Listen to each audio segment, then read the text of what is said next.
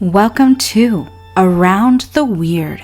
Here's your host, the museum curator of the strange and unusual, Mr. Nothing. Thank you, Mysterious Voice, and welcome back to Around the Weird, a booktube channel where I talk about all the unusual and out of the ordinary literature that I found in my travels. It is Poetry Thursday, so I wanted to talk about some pretty interesting poetry that I've stumbled across, and it is also Spooktober, so I want to highlight some spooky poetry that has intrigued me as well.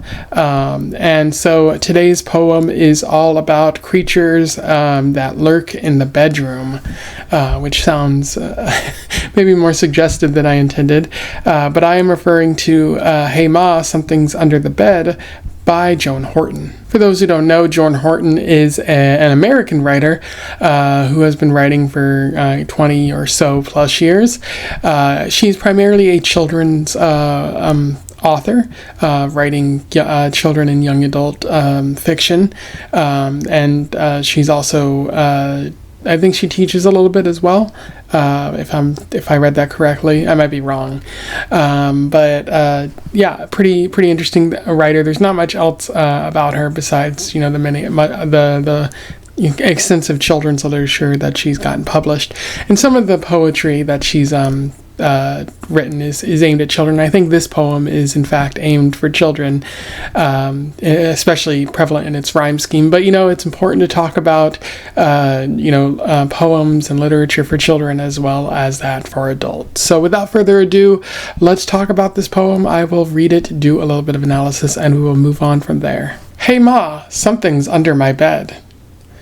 I hear it at night when I turn out the light. It's the creature who's under my bed. He won't go away, he's determined to stay, but I wish he would beat it instead. I told him to go, but he shook his head no. He was worse than an unwelcome guest. I gave him a nudge, but he still wouldn't budge. It was hard to get rid of the pest.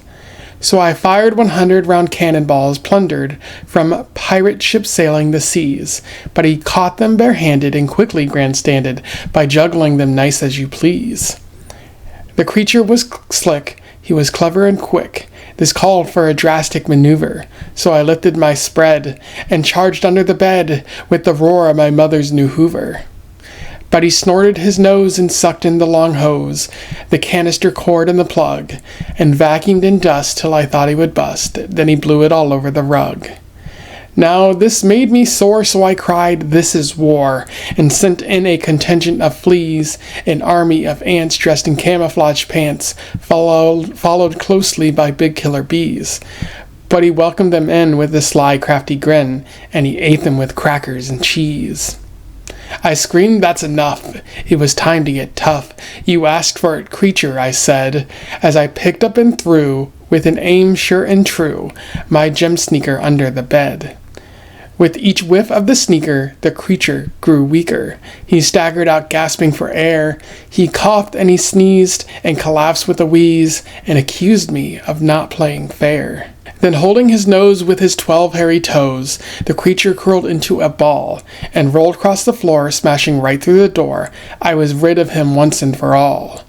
The very next night when I turned out the light and was ready to lay down my head, I heard my kid brother cry out to my mother, "Hey Ma, something's under my bed."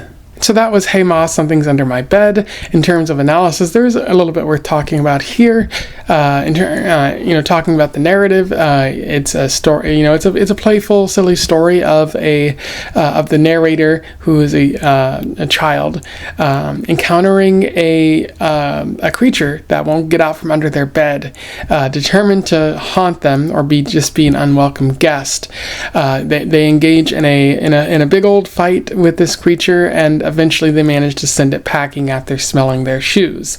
But unfortunately, the very next night, the neighbor's kid brother encounters the same such creature. It's just moved along. And so they're probably going to encounter the same thing, or the creature will merely eat them and be done with it, and the narrator won't have a brother anymore, which is kind of terrifying. So it's intended to be humorous. It uses hyperbole and exaggeration to get its point across, talking about how it's fired 100 round cannonballs plundered from pirate ships sailing the seas. Sending in a contingent of fleas and an army of ants dressed in camouflage pants. That's not really something that could happen. And I'm not going to call the narrator a liar or anything like that, but it is certainly exaggerative.